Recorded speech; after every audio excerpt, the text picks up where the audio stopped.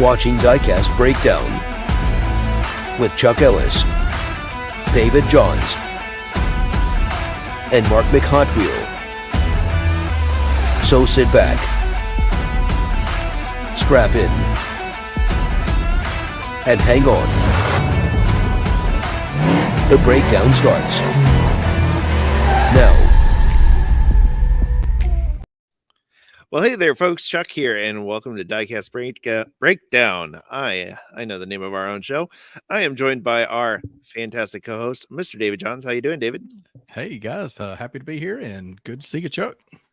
Good to be here. And Mr. Mark McHotwheel is temporarily on assignment, working on some other stuff, because it is auto peak detailing season, as he has told us, and so he will not be able to join us today, but we're having a lot of fun talking diecasts live with y'all now. I see we got about 10 people on right now. Really excited to have you here, and we've got a special episode today because, as you may have noticed, my background is a little different than usual.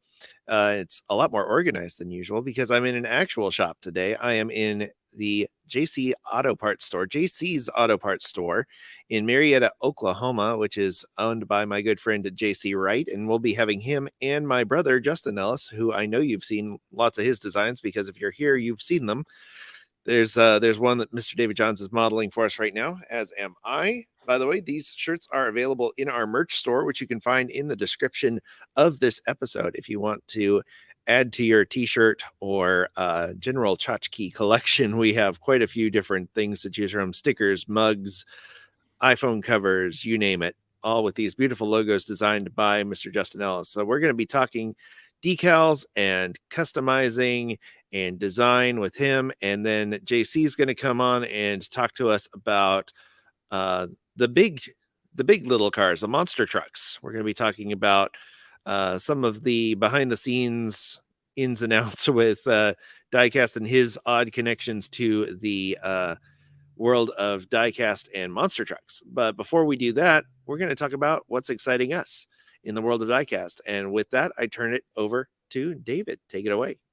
Well, thank you, Chuck. And I hope you guys are pretty excited. I am really curious to get JC's perspective on being a store owner, trying to get diecast in the store. I think that's going to be enlightening. I know a lot of us as collectors wonder and have questions, and maybe we'll get some answers, and who knows. But as far as what's coming out and what has dropped lately in our hobby, I'm pretty excited about a couple things. Greenlight grabbed my attention this week. I don't know if you guys saw, they've got a new owner. We have a new president and CEO who has a heart for diecast. You can see in their press release, just advertising he's a lifelong diecast collector. So for me, that says a lot when that is the first point on the press release. So Vincent Tang, congratulations.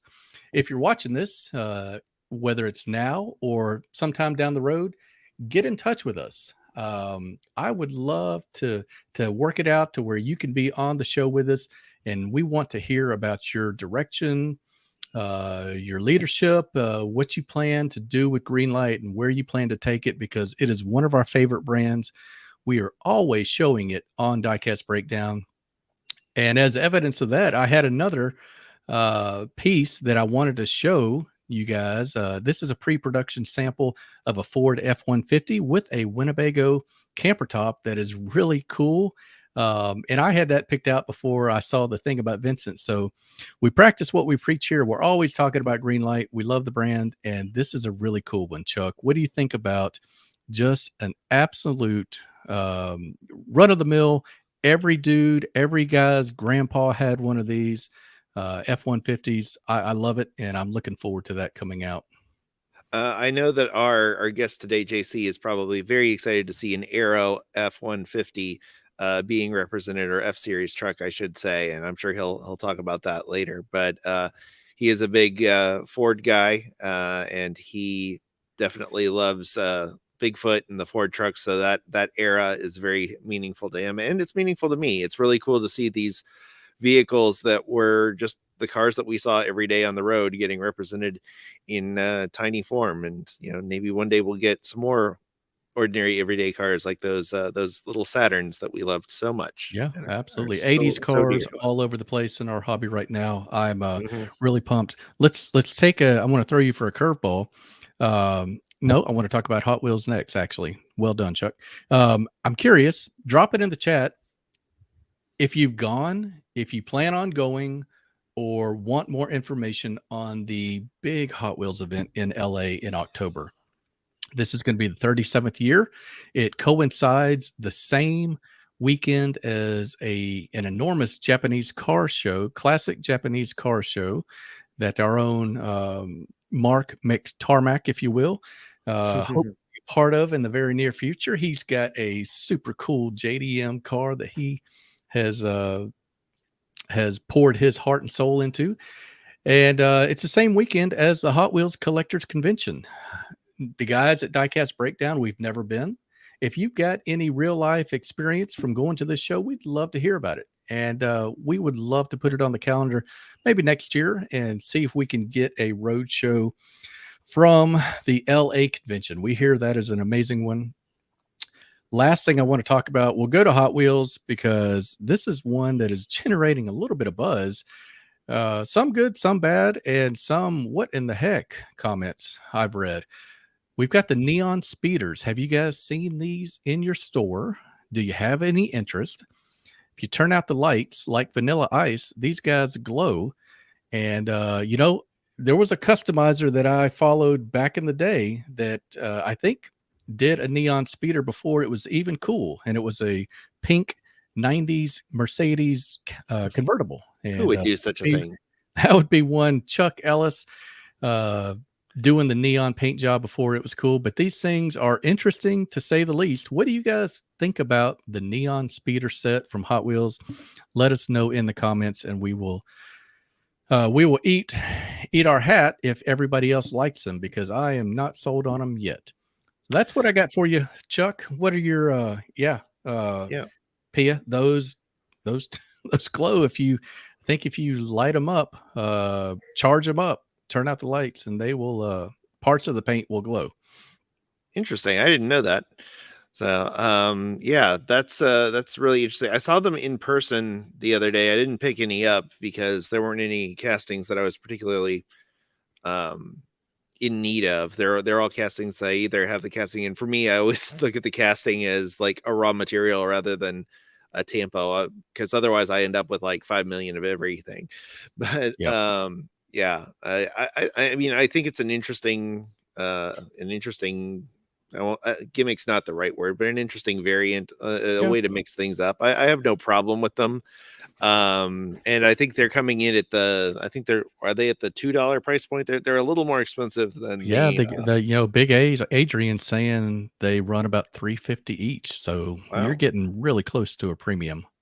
Yeah, it sounds like people are not We're getting super thrilled mixed about them. reviews. Tuneworks says he hasn't seen his glow, but about the Viper and the BMW M2. Let me say this. I haven't bought them. I haven't had them glow in my presence. Someone posted a pic online of what appeared to be the same areas of paint that were neon glowing Mhm. under black light. Oh, I don't well, know. a black Maybe light, it yeah. was staged. Who knows?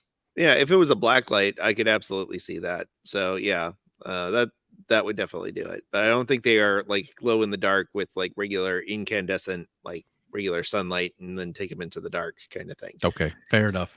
So But yeah, I mean, it is possible that we are wrong occasionally here on Diecast Breakdown. And speaking of wrong and speaking of polarizing, that gets me to the first thing on my topic. We brought this up before, but the 1/43 scale Hot Wheels that just came out, and they've got a Lamborghini Countach and a 23 Corvette Z-Ot 6, as our friends across the pond would definitely yep. not call it.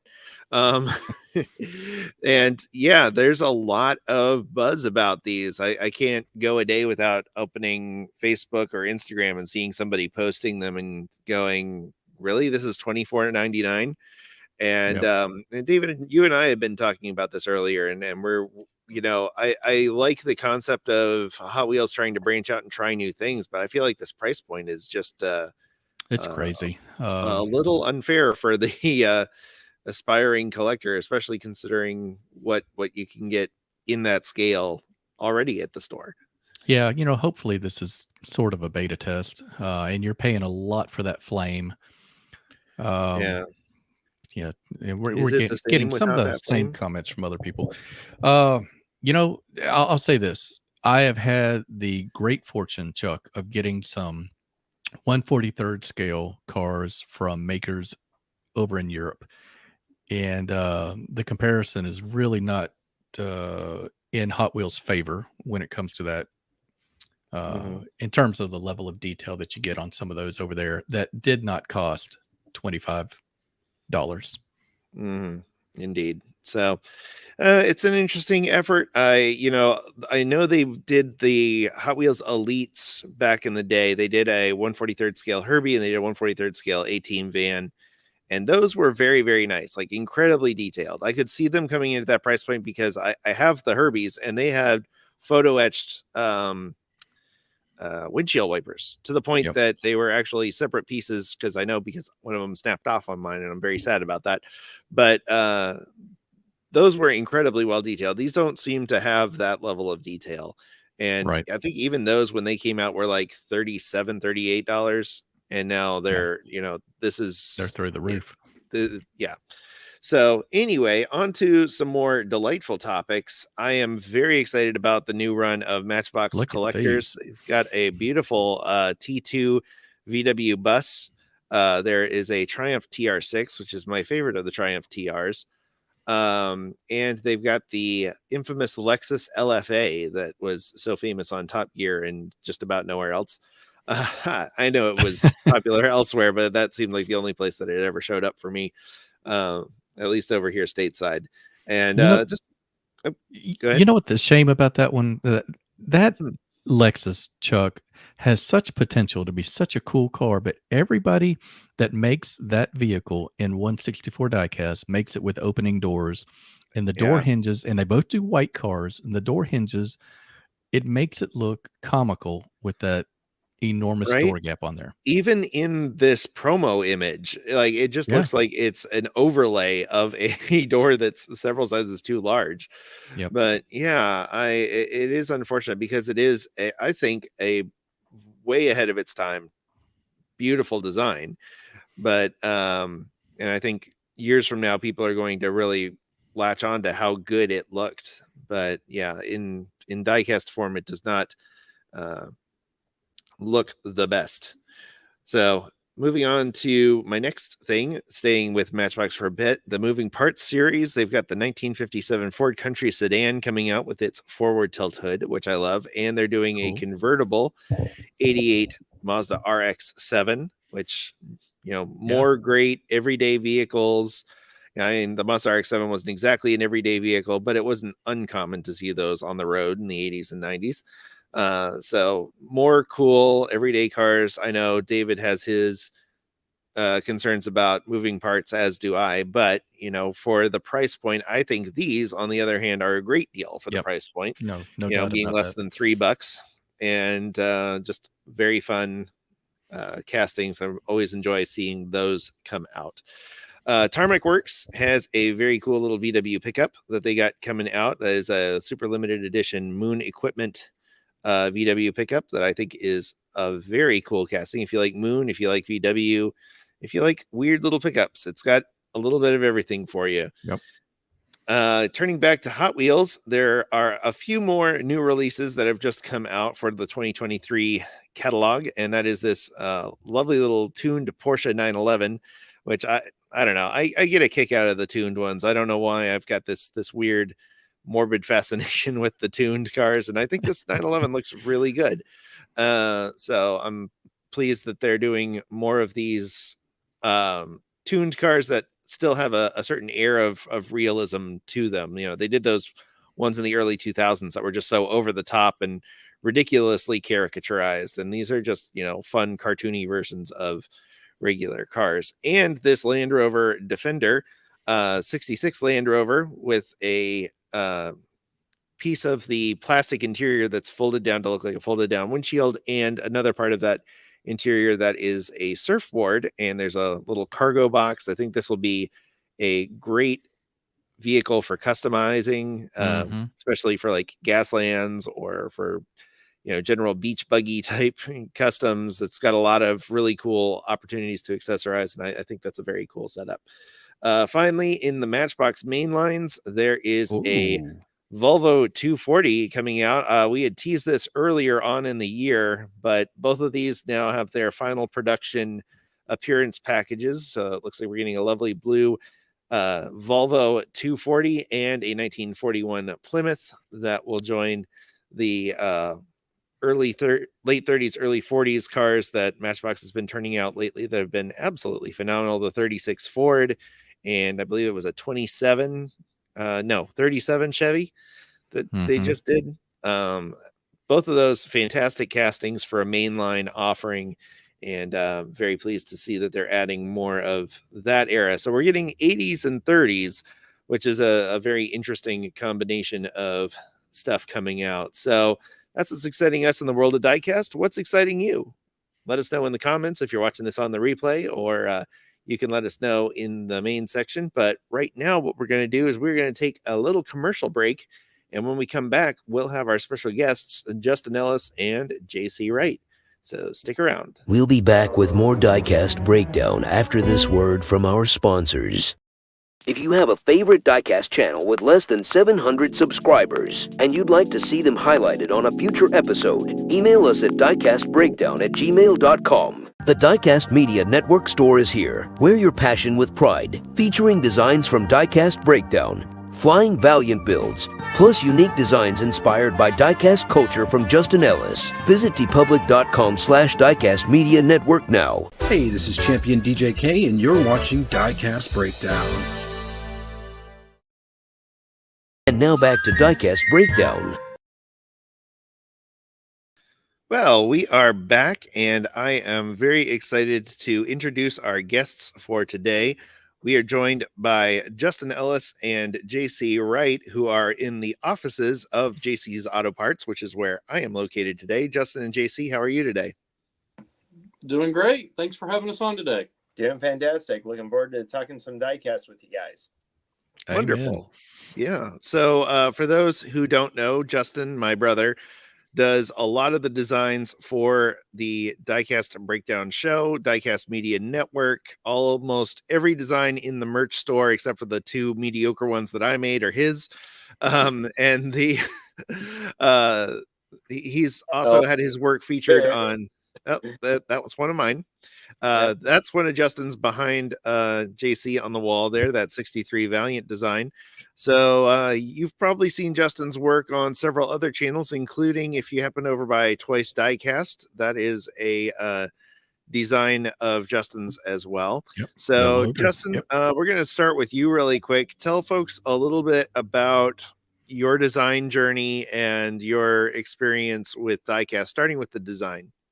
Okay, sure. So to kind of start things off, I've been drawing cars since I was about maybe 4 to 5 years old. I know David's going to probably grit his teeth a little bit if I bring up Herbie on this, but some of that kind of started from like pretty much limited access to how much movies and that sort of thing. And a lot of times was watching Herbie. So I drew cars for like a lot of years and pretty much went into high school, wanted to be an automotive designer, believe it or not. And my parents were like, maybe you should look at graphic design first and see if you're still interested beyond that. And I fell in love with doing graphic design work, doing that sort of thing.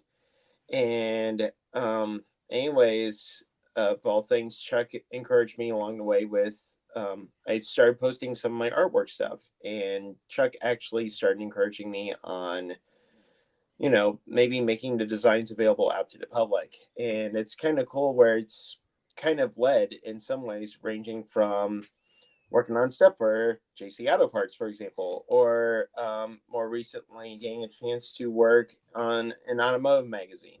So it's been pretty cool to be on this journey and doing all these different things. So and now getting a chance to sit down and talk with you guys. So okay. Very cool. Absolutely.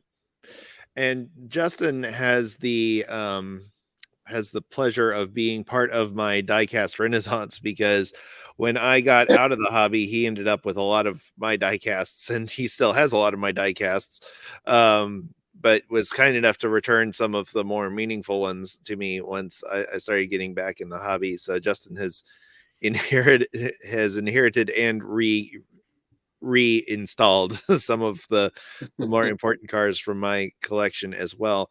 And so Justin, one of the questions that we were thinking about during this coming up with ideas for the show was, like, what goes into design when you think of race car design, when you think of automotive design. You've done a lot of really cool stylized logos and retro race themed designs. What are some of the design elements that come to mind the most to you when it comes time to come up with a new auto themed or car based design? Good question. So a lot of it comes from just research, lots of research as a whole, going back and checking out old racing vehicle designs, old racing liveries, that sort of thing. I use Pinterest quite a bit just to kind of develop a lot of ideas, and then take ideas and kind of looking for things that are common. What are common elements from, like, say, a 60s design versus a 70s? Like the type of font that is used, what type of colors are used, and kind of trying to stay in the same spirit of those designs. So that's my biggest recommendation, is to take the time, take a look at what the real vehicles look like, and then emulate as much as possible towards matching that. Like, I'm trying to think, for example, like if you take a look at, some of the early 70s or mid to late 70s, you may have different styles of, like, numbers used on, like, race cars, for example.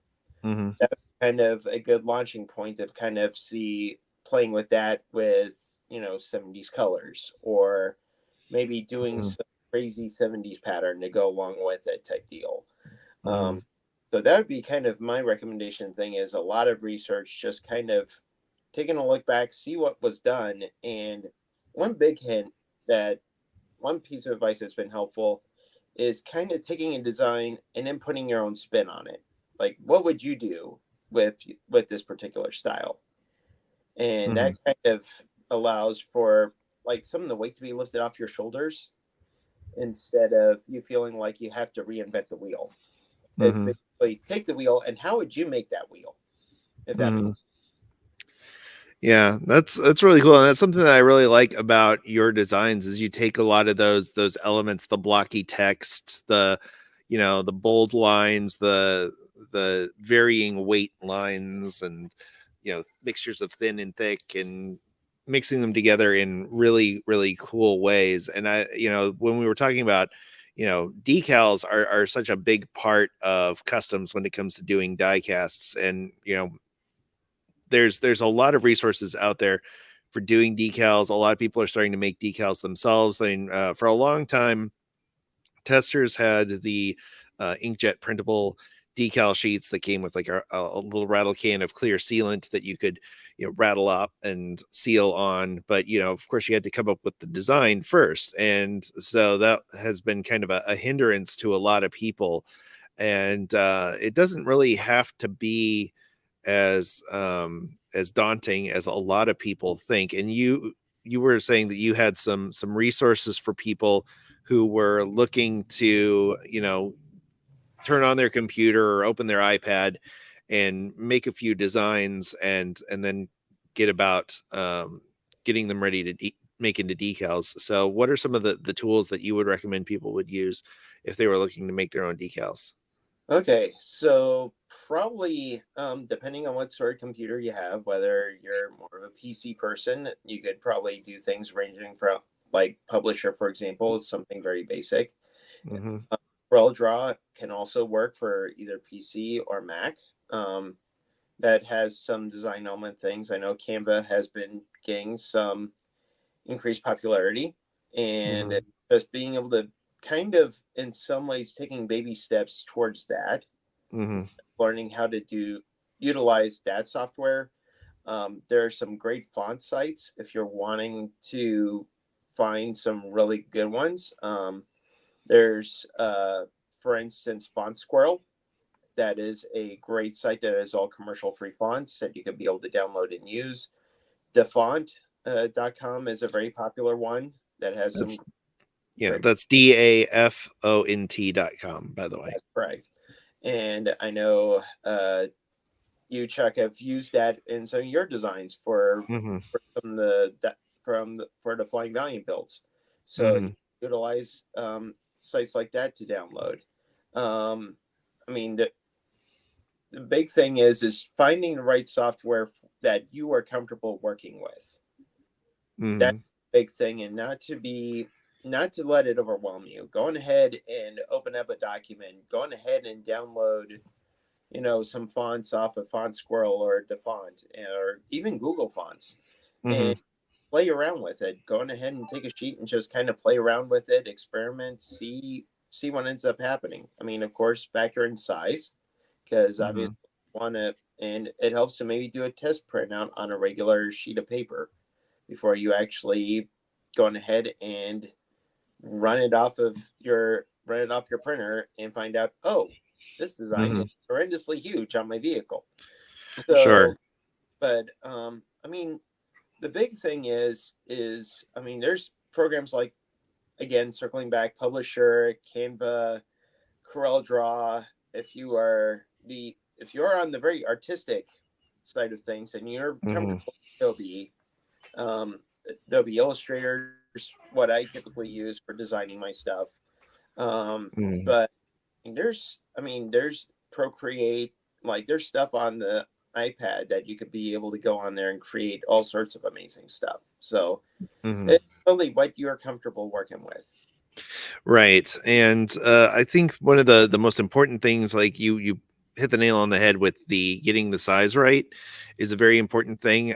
For those who don't know, there's a lot that people don't understand about resolution, whether it's screen resolution and print resolution. So the screens that we're looking at on a daily basis, the typical number of pixels per inch that we're looking at is 72. So that's 72 ppi. Or we're looking at dots per inch, DPI. And when you're looking at print stuff, it's 300. It's considerably higher. So that's why when we look at something on a screen and we print it out and it might look a little fuzzy or blurry, it's because the resolution for printing is a lot higher than it is for being seen on a screen. Screens are more forgiving with resolution, so they can go at a lower resolution than the typical print job.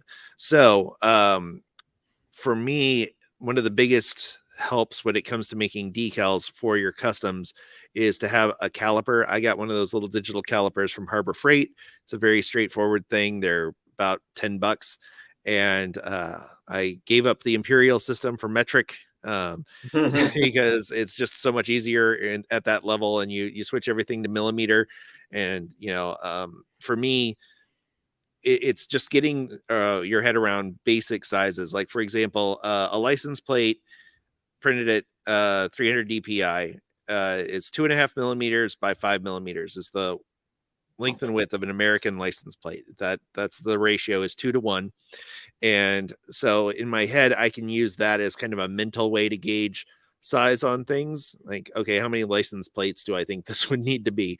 But if I don't have a caliper nearby, but I can use that and then go into Photoshop or Canva, and then you make your individual piece that size. So you make your canvas for that size. Like if you go in and make custom size, you make it that size, and then you copy that and then paste it into a larger thing that would be your 8.5 by 11 or your A4 or whatever size it is that you're printing on. And another thing that a lot of people don't think about when it comes to printing decals for the first time is the issue of white. You can't print in white on most household printers. And that's true.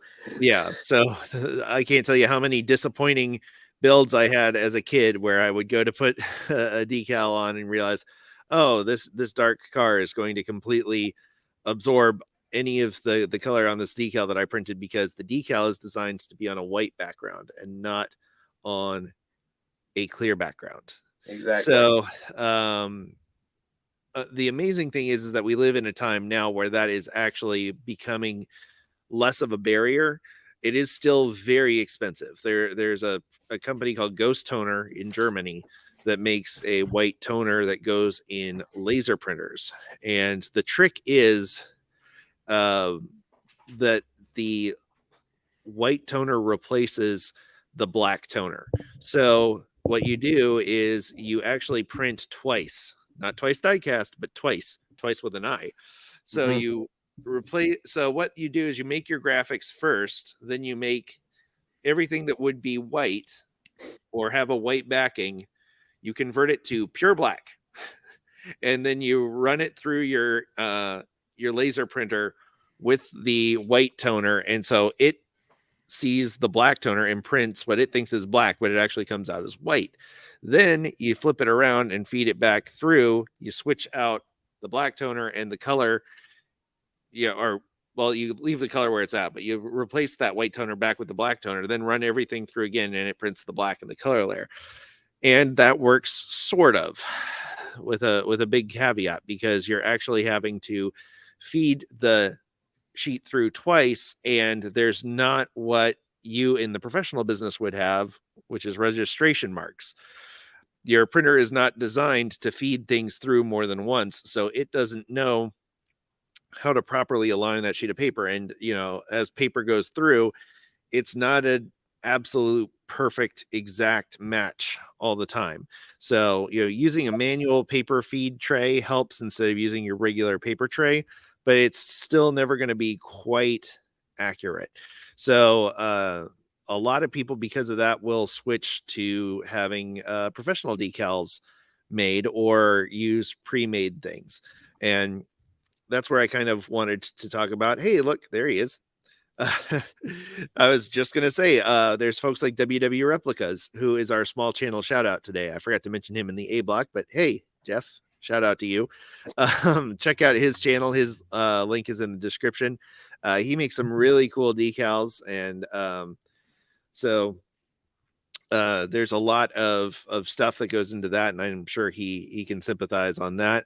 Chris over at SK75 Works, we've talked about him a lot. He makes some really great decal templates and options available there. Our friends over at Round 2, if you go to the Auto World store and type in 164 decals, they have some decal sheets that are available for about $8. In fact, even Hot Wheels got in on the game a little while ago, and their RLC club offered some decals. And the ones from Auto World and Hot Wheels are pretty they're pretty generic, which is actually, I think, a good thing. If you want to just add stripes or add racing numbers or flames, that sort of thing, they're very generalized. Folks like Jeff at WW Replicas or Chris at SK75 Works, they're going to offer something that's going to be a bit more, they have some more unique offerings, some more specific offerings available. There are also, there was a site that I wanted to point out, and I pulled it in here. HHW Customs has some really cool ones. He's got a really good set of pricing on his. And if you're doing restorations, there is, of course, the king of restoration decals, Second Chance Redline, that has a ton of really great decals over at his site that are available if you're trying to recreate a classic Hot Wheels look or a classic NASCAR design. He has those available. So just some really interesting options there. Justin, as we're wrapping up this section, and then we're going to come back and talk to JC, are there any particular castings that have stood out to you, or particular designs in Hot Wheels or diecast in general that really stood out to you that were some of your favorite designs? Yeah. A lot of them tend to be more on the realistic end. I'm a huge fan of the 70s Dodge van that Hot Wheels has put out for a number of years now. I mean, I'm a bit of a sucker for the Dodge vans that they've done. We both are. Yeah. It kind of runs in the family there. I'm trying to think. I mean, just a lot of times just seeing really cool, awesome realistic cars that are kind of the mainline stuff that you guys talk about on the show get me really excited to see those and be like, okay, I'm definitely adding that to the collection. And I did forget to mention, and until you mentioned the Second Chance Redline, the diecast thing, that's actually a site I go to get ideas for the Redline series. I go through to get ideas of like, maybe for recreating for apparel or coming up with my own spin on that for some of the shirts in our Redline collection.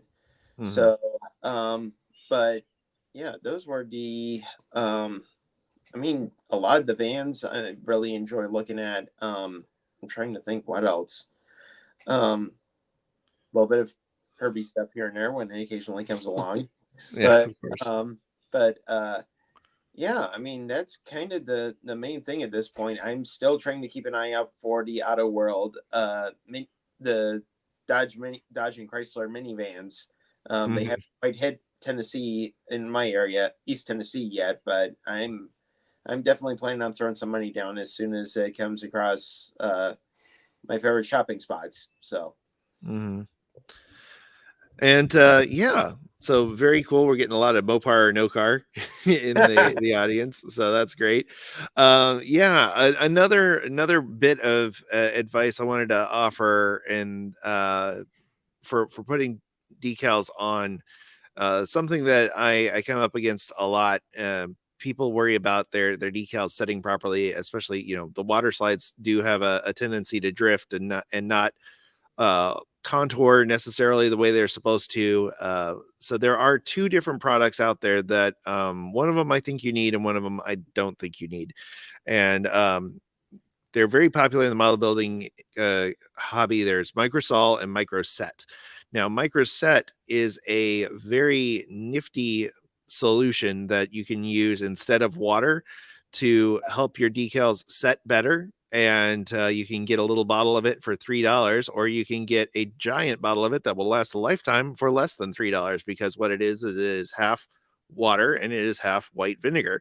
And you mix those 50-50 and you use that instead of water. And it really helps give your decals the ability to kind of set down strongly and stick to what they're supposed to stick to. And they will last a lot longer in that position. They're less likely to come loose if you use that solution. The other one is called Microsol, and I have yet to be able to really see a good homemade replica of that stuff. I know it is acetone based in some way, but acetone is such a fickle thing because too much of it and you're going to eat through whatever it is that you're working on, because it eats ink and it eats plastic, but just enough of it and it softens the decal so that it will lay very well on a contoured surface, especially if you're laying like a racing gumball across a car that has a trim piece and you don't want it to look like, a decal with wrinkles and lines. That Microsol softens that decal film just enough that it will contour to it. So, that's another thing that I think is very good. And that again is about $3 to $4 a bottle at your local hobby shop. So JC, I know you've done a lot of models in your day. Do you have any decal advice or any particular cars that had decals that you really enjoyed? A little bit of everything. I actually got to a point of playing with diecast. When I got into doing decals and stuff, I played with the tester set that you mentioned earlier and had mixed results. But unfortunately, with where I was at and the internet being a new thing, I didn't really have anybody to bounce ideas off of or figure out the solution to the white ink. So I got into airbrushing instead. Sure. My mother had one of those Cricut machines that does all the die cut letters, and I figured out how to manipulate that to be able to do airbrush work. So that was my solution to do a lot of those workarounds, because I got tired of messing with it as a kid. And as an adult, someone told me the vinegar water trick, and that's what when I started getting back into miniatures. Of course, I tend to play 1/24 scale, a little bit larger than what you're used to. When I started playing with those, that was the trick I used to help myself contour with around body lines and door handles and stuff like that. Yeah, very true. David, how about you? You've done a few customs in your day. Yeah, just to kind of put a bow on it, guys, I appreciate everything you guys have you guys are a lot more advanced as far as decal making than I am, but I do know this: as soon as I started messing around with decals, it really took the execution level of my customs up a notch, because that wasn't my freehand painting that made that stripe look really straight. So if you haven't tried decals, you got to get in on that action. They will make your cars look so much better than your freehand could ever do. I wondered that you guys were mentioning some great sites. There is a dude that is down in Australia called mycustomhotwheels.com. Oh yeah. One of the coolest sites out there. And I thought of it because when I saw Pia at Mad Visions come up in the chat, he just did the most amazing navy blue skyline for the JDM, or excuse me, for the St. Jude's auction recently. And I thought of him because places like shop mycustomhotwheels.com has, they've got decal sets where you've got entire Japanese license plates already made. You don't have to go in and do all the measuring and figuring. There are people out there that already have just tons of sets out there for an entire genre. I'm looking at, racing, some of the best selling old racing liveries. So before you go in and plunk down $800-900 for a cool printer, take a look at what sets are out there, because they will really enhance your custom diecast. And one other cheap hack, you guys were talking about that white printer business, and I'm never going to invest just a printer just so I can do white decals. Andrew at Maple Leaf Customs has a hack for us. If you didn't see this, just paint white under the exact size of your decal. You can do that too. You got to be kind of slick with it and make it look good and smooth.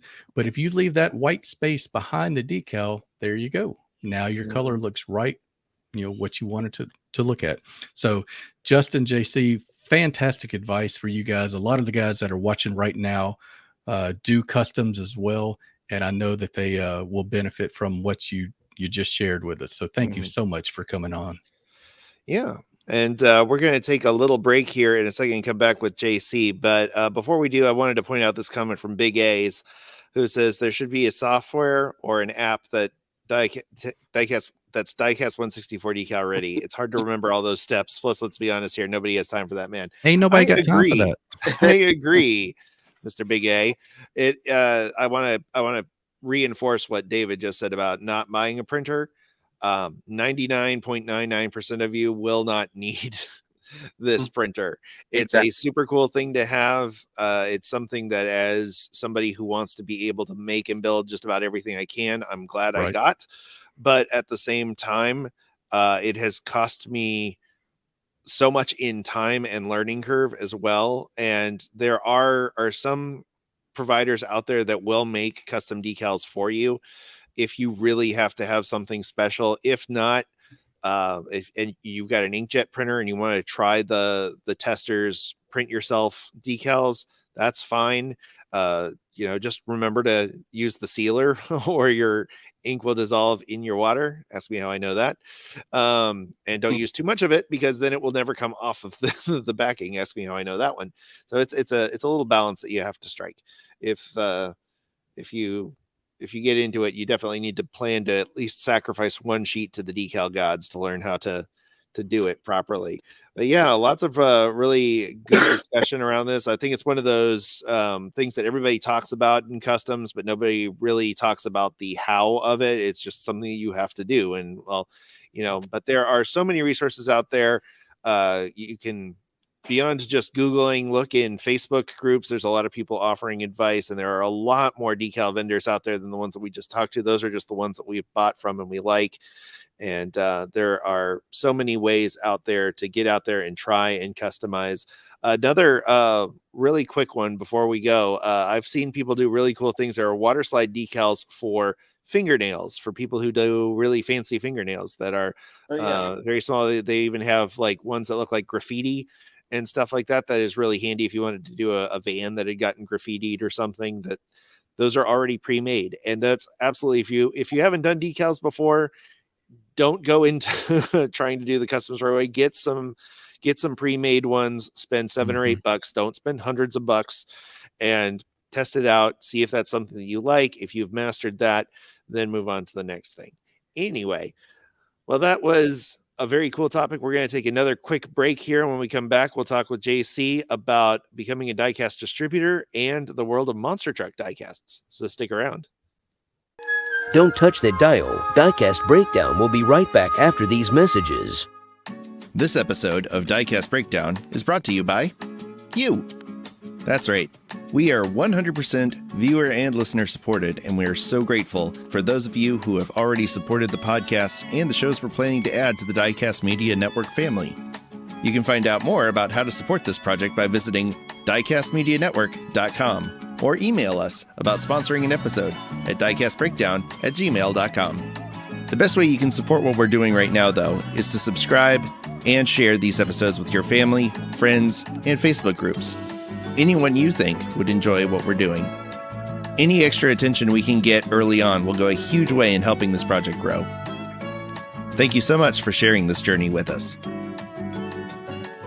Hello, this is Diecast Dude from the Netherlands, and you are watching Diecast Breakdown. This presentation of Diecast Breakdown is brought to you by Twice Diecast and Dotson Man Diecast on YouTube. Please visit their links in the show notes and subscribe to their channels for more epic diecast content. Alright guys, it's Mad Vision here. You guys are watching Diecast Breakdown. And now, the thrilling conclusion of this week's episode of Diecast Breakdown. All right, well, we are back, and I just realized I need to change out to the new Justin designed Twice Diecast logo in that ad break. But that will be another project for another time. And just to reiterate, I am here live in Marietta, Oklahoma at JC's Auto Parts. And you might see over my shoulder, there's a little logo over here that some of us are familiar with. We're going to talk about that in a minute, but I wanted to introduce everybody to my good friend, JC Wright. This is his shop. And JC, thank you so much for coming on the show. Thank you for being the host of the first remote for me live version of Diecast Breakdown. So JC, let's tell people a little bit about yourself and your shop. Thanks for having me. 30 years old, started this parts store right when COVID's took over, right as that kind of happened. April of 2020, in fact. I got a really good opportunity back in December before everything hit to leave my air conditioning job and buy out a parts store. So it took me a few months to make it happen. April is when we finally got up and rolling and were able to let the older gentleman that had been running it retire and kind of get rolling on our own feet. Been making that happen ever since, and in the last 3 years, it's been a wild roller coaster between shipping problems and buyouts, as well as new software on our end. We went from something designed in 1977 to something designed in 2016. So it's been pretty nice to make all of those adjustments and get on with new vendors and new warehouses, as well as see what it all takes to really run a store on the level that we're working at. That's really cool. And for those who don't know, JC's is a Parts Plus partner, right? That's the official term for it? Technically, yeah. We are an independent. We're one of the last independents left in the country, but we do partner up with Parts Plus, and that's where we get all of our warranties and products from. With that, I'll go ahead and lead into the Hot Wheels section. So if you'll notice over Chuck's shoulder there, that is a Hot Wheels layout that I actually did myself. That's a design we had done playing around with some router work back when I worked at a sign shop years ago. And we put something together because I, from working at other stores and doing other things, realized Hot Wheels is something we really needed to bring into our world. And the independent side, be it independent through Parts Plus or others, don't really have any options for that. And I was like, this is something we really need to pursue. And so I talked with my warehouses and said, hey, here's something I'm interested in. How do we make this happen? And they said, we don't have enough information to pursue it, but as an independent, you are welcome to pursue it on your own if you would like. And so I did. Set the display up that you see behind and just started going through eBay and other people that had large collections and said, hey, I want to buy all of your duplicates. I want to buy all your extras. Anything you can't get rid of, I'll buy it at X price and let me buy a bulk. I'm looking to do 30, 40, 50 cars at a time. And we just started doing that and listing them. And that kept me semi-competitive with Walmart. We're listing them at $1.99 right now. And we just kind of roll through. With that, we also end up with a lot of the older cars from the late 90s, early 2000s, and so on. And we've been doing it for just over 2 years. And we've been showing the numbers Parts Plus to say, hey, here's 2 years of sales. Here's 2 years of no returns. Here's 2 years of what's been going on with all of that. How do we go to the next step from there? And actually got to meet with them 2 weeks ago. Has it been 2 weeks? Has it been a week? I think it's only been a week now. A lot's been going on over the last few weeks. And so we were looking at, okay, here's what we've done. We've had no returns. We've had 100% satisfaction on the customer end of things. What do we do next? And they said, well, we've got new lines we're bringing in. If you really believe in Hot Wheels, we want you to pursue it. What we need is a regional manager or somebody direct at Mattel to get a hold of us, and we're going to leave that to you to get that handled. And so over the last week, that's what I've been working on, is trying to get a hold of somebody at Mattel to say, what's my next step? I'd love to get you guys set up with Parts Plus, and I'd love to see what we can do about making this something regional and national on a larger scale. Parts Plus is broken up into different regions. My particular region is the Oklahoma, Texas, and Arkansas area. So very cool. And yeah, so that's, I think, something that a lot of people don't realize is that you can't just decide you're going to sell Hot Wheels. Like there are certain steps that you have to go through, and you found this very interesting workaround with, the cars over my shoulder. It's a very interesting mix. Like people, like you said, would go through and go, that's interesting. These are actually carded cars from the late 90s and early 2000s. They're not current. There are some that are within a couple of years of current. In fact, there's a few international work cards on here too. It's a very interesting mix that you've got, but that's because you've been buying directly from collectors and people who are getting rid of their collections.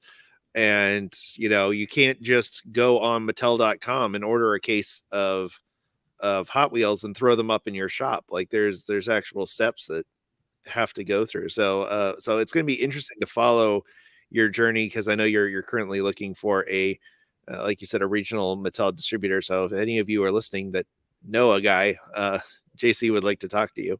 Yeah. I'd love to find a guy to talk to. And if I may interrupt real quick, our computer's dying. I'm going to turn mine on to get power onto this one real fast. Okay, sounds good. Well, we're going to take a little break here while they get that taken care of. So one of the things that we're going to be talking about. All right. One of the things that we're going to be talking about with you today, JC, is not just the world of Hot Wheels and getting Hot Wheels in your shop, which, again, if you get a chance, if you're in the north of Dallas, Oklahoma area, be sure to stop by Love County and Marietta and see this shop. It is a wonderful shop. JC has done an amazing job getting it cleaned up, and his love of diecast is obvious. You can't really see it, but over my shoulder here in the windows, you can see there's Hot Wheels. There's Hot Wheels behind JC. In fact, there's even a Flying Valiant special on JC's desk right now, I believe. Yeah, Justin's got it in his hands. It's from your early days of getting the channel running, and when you created that, I don't believe we had even gotten our LLC in place at the time, because the original name parts store was going to be Wright Auto Parts, and that's reflected nicely on the Anglia. Right there. So that was my second custom that I did a video about. It was not my second custom ever, but it was my second custom that got released, and that was for a 3 blind mice challenge that was based on the Ford Anglia. And I wanted to do an auto parts truck, and it was right at the same time you were getting your business established. And I thought, oh, well, there's my theme right there. We got somebody trying to take something run down and make it into something great. And I put together a logo that is nowhere near as cool as the logo Justin made for you later. But it was that was a fun build, and it's so cool to actually go somewhere across the country. There's the new logo, and be able to visit one of my customs in its new home, and I think that's very cool. But on top of the diecast stuff, you're a huge monster truck guy. You're probably the most enthusiastic monster truck follower I know. And so, in fact, you were just at Bigfoot's open house a few weeks ago. Last So, weekend, yeah, last weekend. So, tell me a little bit about that, because it was kind of a momentous weekend for folks in the monster truck world. It was. Jim Kramer, if you know Bigfoot, if you followed the old school monster trucks back in the 80s, you know Jim Kramer. He was one of their best drivers, and a lot of people remember him for his rollover against Texas Toy, and that kind of helped the monster truck world change. That particular wreck is, in a lot of people's eyes, the wreck that changed monster trucks forever. From there forward is when they started doing integral roll cages to the chassis and moved forward from there. So I grew up watching Jim Kramer, and being born in 92, never did get the opportunity to see him run in person, being out of Dallas and everything. Got to watch Blue Max, but never got to watch Bigfoot. So always wanted to get that opportunity, and always wanted an opportunity to go see them and meet them in person, and never had that kind of work out. And through the store and the amazing team that I have now, I got an amazing opportunity to drive up there and go meet them in person. And with that, Jim Kramer was making his last run. And so he got in a monster truck one more time at, I believe, 74 years old. Is my understanding. Don't put me on that age. But it was really cool to watch him suit up in a fire suit and pull a helmet on and go air a truck out one last time. And they did a charity auction as a result of that for all the body panels. They only ran them on the truck for the one event, for his one run. And he signed every one of them, and they all sold those out for one of their auctions. And it was really amazing to get to see that in person and go meet Bob and meet Dan Runty and just get to be a part of that. And as a spectator, I enjoyed every bit of it. And it was kind of nice to have a weekend where nobody's asking me questions. Nobody's worried. It's, I need some help getting this trash can, or can you do this for me real fast? And yeah, that's, I can do that. Nobody asking me hard questions for the weekend was kind of It's the beauty of running a retail shop is there's always something. Now, with monster trucks, I think a lot of people have some misconceptions about monster trucks. So they feel like there's probably only Monster Jam and that's it. And help explain to people some of the different levels of monster truck, because there are some that I didn't really realize until you and I started talking that Bigfoot isn't even part of Monster Jam anymore. And then there's other trucks that look like they're still, that not just look like, but are the cars, the trucks from the 70s and 80s that are still out there and still doing shows. So let's talk a bit about the different divisions of monster trucks really quick for people who don't know. Yeah, I can do that. I'm going to drag these down just so I've got them ready too. So you've got the Monster Jam level, and of course, they're the ones that all the flash and panache, and that's what everybody recognizes. They're the ones with all the production money to really make stuff happen. And Field Motorsports, is my understanding, is what really made that possible.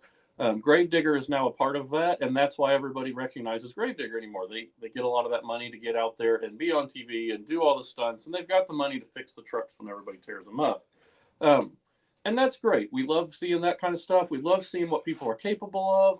On my end of things, I love to see how far we've been able to push equipment into the modern world. And it's amazing to see these guys like Dennis and Adam and the next generation get out there and balance a 20,000 pound machine on two wheels on its nose, and then flip it the other direction and do the same thing. And now they're getting to points where they're doing backflips and airing them out 20, 30, 40 feet in the air just because they can. And they've got the power to do it. But with all of that, there's been almost a renaissance, for lack of a better word, to see what was possible for the guys to do in their garage. And my introduction to that, to discover that was still in existence, was actually a gentleman by the name of Alan Fenstermaker. And he runs a truck called Earthquake. An Earthquake is still a real steel-bodied truck. And he runs in the other classes of monster trucks that are still out there running. And forgive me, I'm losing my mind right now. I can't think of what that circuit is called, but there's a bunch of them that are out there that are running like the Hot Wheels tour, and they're running smaller events. They're running more county fairs. They're running more local stuff. And they're the guys that are getting out there that are doing it for the love of it. And from my perspective, they're the guys getting out there and doing it for the love of it more than for the money to push the equipment. They're getting out there and doing it because it's what they love. And with that, you get to see a lot of that ingenuity that you saw in the 70s and a little bit more of a unique rides. Alan's truck, again, Earthquake, is actually built on a real steel Ford truck body. That truck originally rolled off of the Ford assembly line and was sold in your dealership in 1977. And that's what we're still seeing. And we're seeing guys take trucks like that and still build them to this day. Gentleman just built a truck called Juggernaut, and he actually was at Bigfoot, and that was its first public event and its first public car crush. And of course, it was an arrow nose Ford truck that we all know and love. And he had it painted blue with 460 in it on deuce rails and 5-ton Rockwell axles. And that stuff is still around and still outperforming to this day. And it's really neat to be able to have that connection, because again, with the newer equipment and the tube chassis and everything, it's almost gotten, in my opinion, like NASCAR, where that connection is kind of lost for some of us who can't afford to do something to that level. It's nice to have, hey, that's the same dashboard in my truck that I drove to here, or that's the same engine that I've got sitting in my garage right now that I'm wanting to get built. And that makes it a little more fun for us. And it's a little bit more enjoyable on our level to see what you can do on that in that regard. And Alan, in my opinion, has pushed that bar further than anybody else over the last few years with seeing what's really capable of doing with a real steel truck. Mm-hmm. So, and they still do tours. Guys like Alan are still out there having fun and airing it out and performing at events. And you actually had Earthquake at this shop right here. And parked it on top of some cars. We did. I'm always a fan of go big or go home, and we were in the middle of doing this store and trying to get everything rolling. And of course, being a Parts Plus store, I thought, well, let's go see what does it cost to get Clay Milliken here. He's a top fuel dragster that drives the Parts Plus top fuel car. And I said, what's that cost? And I believe it was over $5,000 a day. And I went, oh, let's ratchet it down just a couple notches. Let's bring that down. That's my budget for this whole event. We can't blow it all at one thing. So we got talking around, and I was talking to Alan about it, and he said, well, we do displays.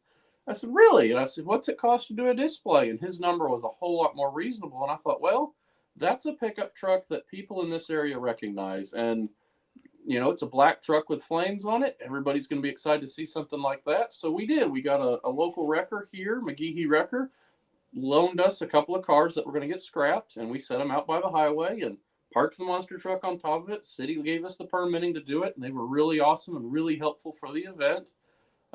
So we parked it out by the highway. So with the layout here, it was cool. You got to turn a corner, and there's a monster truck sitting out by the highway. Like, what's that about? And then you came over from another direction, and as soon as you top the hill, there's a monster truck. And you're like, oh, I got to go see what's going on here, And it was a really great way to get people in the community to come see us and what we're doing and what we're about. And again, the previous owner had been here for 13 years, and the owners before that had been here for 27 years before that. And they were just part of that old school parts store mentality. And I really wanted to show people that we're doing things differently now.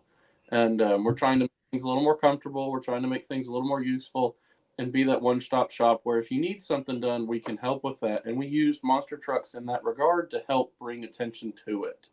And it again goes back to the Hot Wheels side of it. We're trying to bring in things that the older generation maybe didn't think about or didn't look at in the same regard we do. So we're working on it a little bit at a time in all kinds of facets. Very cool.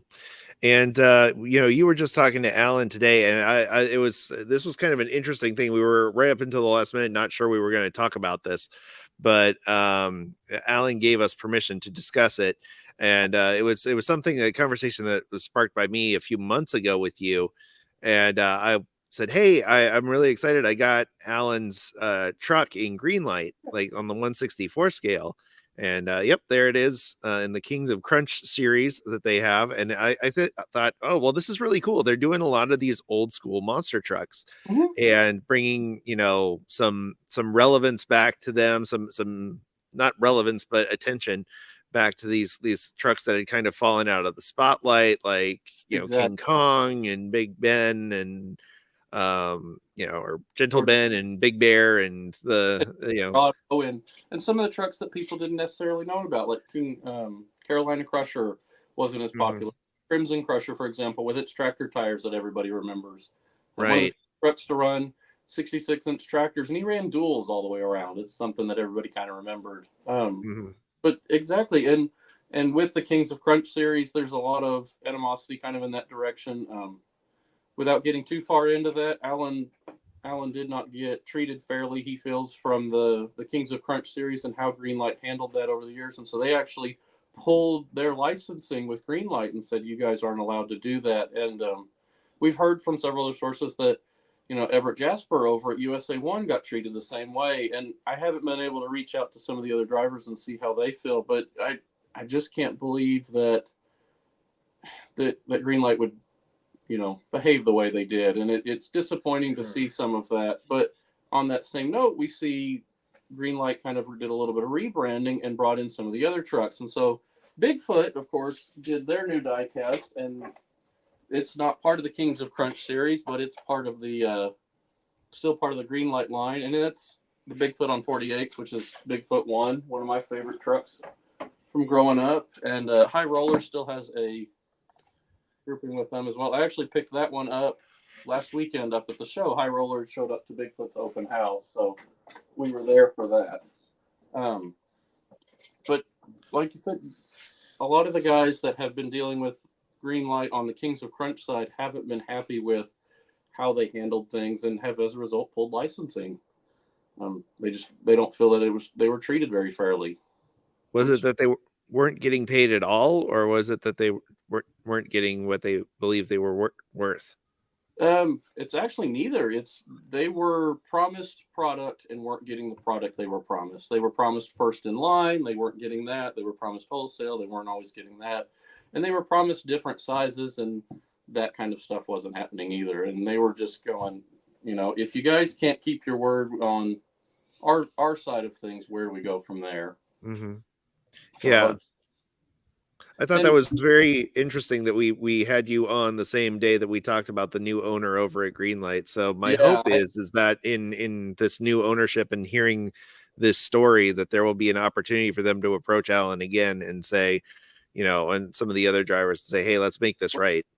And for me, guys like me who are into that kind of stuff, I'm building my own truck. I've actually got two. I'm working on a street legal one that we call Big Ugly.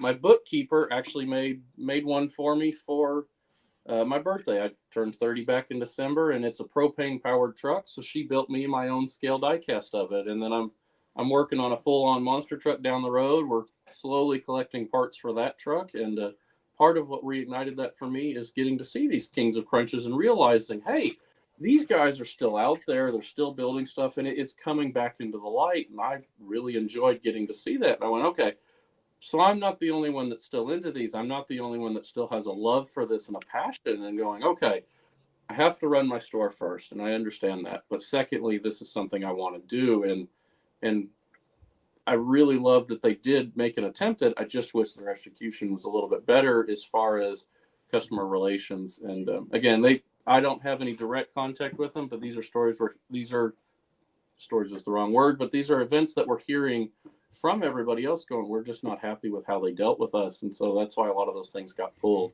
which really disappointing, because like I said, Earthquake and these smaller guys, they're the ones we're getting excited about. They got to get it right. There's a huge market out there, and I'll never be accused of being a monster truck fan, but I threw out a video on my channel, JC, just a 15-second little what the heck throwaway video, and I picked up a Monster Jam, and I was almost like, I've never done this before, so I'm just going to throw this out there, and it is the biggest video on my channel to date by tenfold. It is ridiculous. And I get comments on it to this day from guys that are like, man, I love this. My brother bought that. So I know the market is out there. Mm-hmm. And I'll just say this, while I am not currently like following any kind of monster truck circuit, when I went to a Monster Jam maybe 15 years ago, I literally felt the hair on my chest grow when I went in there, because it is just an awesome experience. Sunday. Yeah. Take your earplugs, man, because it is crazy. It's one of the greatest feelings in the world, being a fan or being up there in the trucks, and just even getting to play with my own personal truck. And like I said, we drive it on the street. We've had a lot of fun with it up until I got a little heavy on it, and we grenaded the motor right before Bigfoot, so it's down for the count right now. But I know what you mean. There's nothing else like it. Having been to Top Fuel, having been to drag racing, and getting to go circle track, I've played at drift events. I have a love for all of it, but for me, there's nothing that compares to the sound and feel of going to a Monster Jam or the smaller shows. It's just unlike anything else. Always remembering your pro. Yes. Yeah, that's the thing. I went to my first time at a Monster Jam. Carolyn got me tickets and we went together, and it was a blast, but we figured we'd be pretty far up in the stands. We wouldn't need air protection. Very much not true. Very much not true. And fortunately, there was a much smarter, prepared, kind gentleman next to us that offered some sealed earplug packs that he had brought with him to share, which was very kind of him. And if you get a chance to go, even if you don't think you're into monster trucks, go, because they are just so much fun. There's all kinds of crazy stuff. There's 4-wheel racing that happens in between. There's demolition derbies and trailer races and all kinds of really fun stuff. But we do the smaller events up here we do them in Ardmore at the Hardy Murphy Coliseum. We usually do tough truck racing with that, and there'll be a little quad racing or some lawnmower racing, and it's the guys you know. And what I loved about getting to be a part of the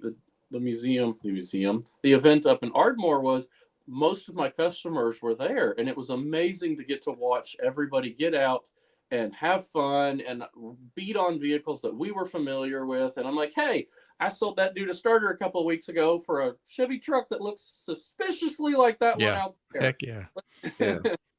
So for those who don't know, tell us what a tough truck is, because I think it's one of the more overlooked things in motorsports. I want to build a custom tough truck car because that's such a cool thing. The easiest Sorry, Carolyn. truck is a miniature one, a small one. Oh, okay. Carolyn's like, wait, what? Yes, big sigh of relief for Carolyn. It's okay. Not another one. I'm not encouraging that. I'm going to build one, but Chuck, you can build a small one. Tough truck racing is the pickups you see on the street, and classes depend on where you're at. A lot of times, though, it's limited to factory motor, factory drivetrain, and roll cages and safety features. So then you're pulling interior out and that kind of stuff. Saw Carolyn's comment there. It's a small, short course, so a lot of times that levels the playing field between 4 cylinders and V8s. We sponsored one of our locals last year, and he ran a 6.0 Chevy long bed super cab and did great with it. But at the same time, we were watching stock Ford Rangers with 4 cylinders and 5 speeds out there just hammer on it. And it is, think Lemons Racing. For those of you guys that know that, it's $500 cars. Let's run something cheap that's about dead anyway, and we're just going to see what it does and run it as hard as we can. And next to monster trucks, it's one of my favorite forms of racing because that shows you what a vehicle is made of more than almost anything else in the world. And I love getting to be a part of that. And we're actually debating. We have my first truck still, which is a 98 Ranger, and we've been discussing if that's going to become the company tough truck that we're actually going to sponsor, because we sponsor junior dragsters and circle track cars. We also sponsor we sponsor an alcohol car as well, and do a little bit of everything. So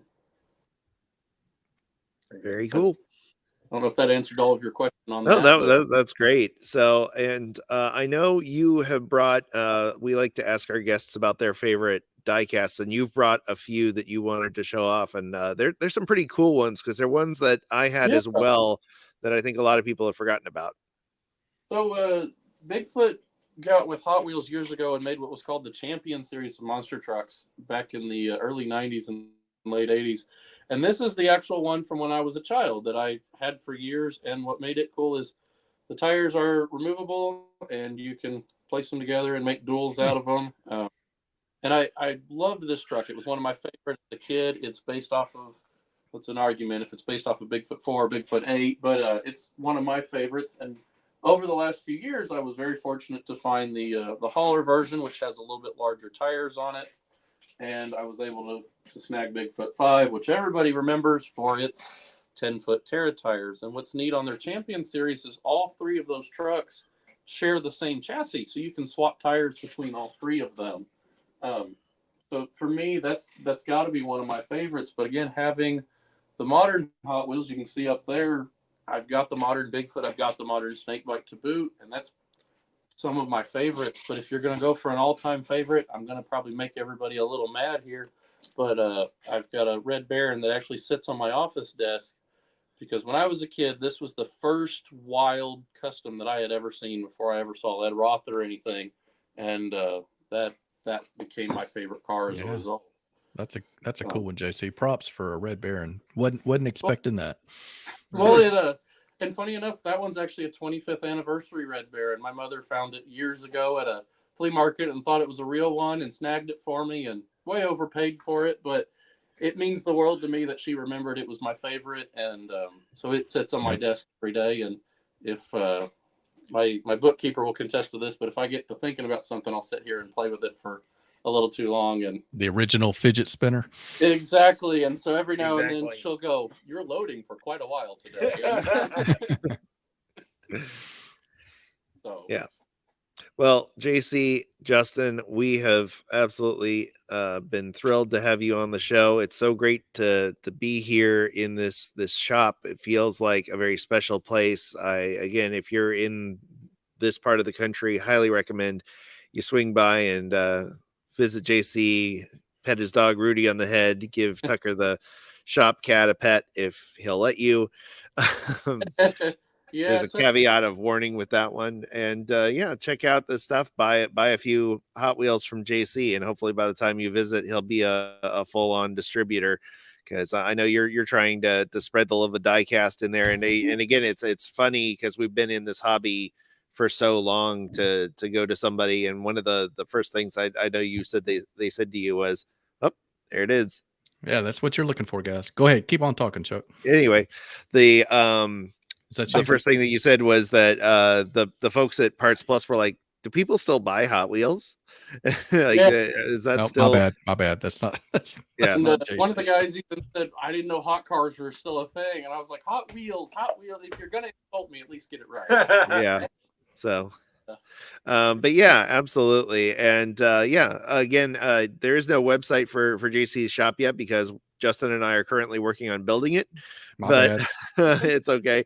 David thought he found JC's shop. There are some other JC shops out there, but you can find JC on Facebook, where I do a lot of his Facebook posts, and you can follow his Build Big Ugly over there as well.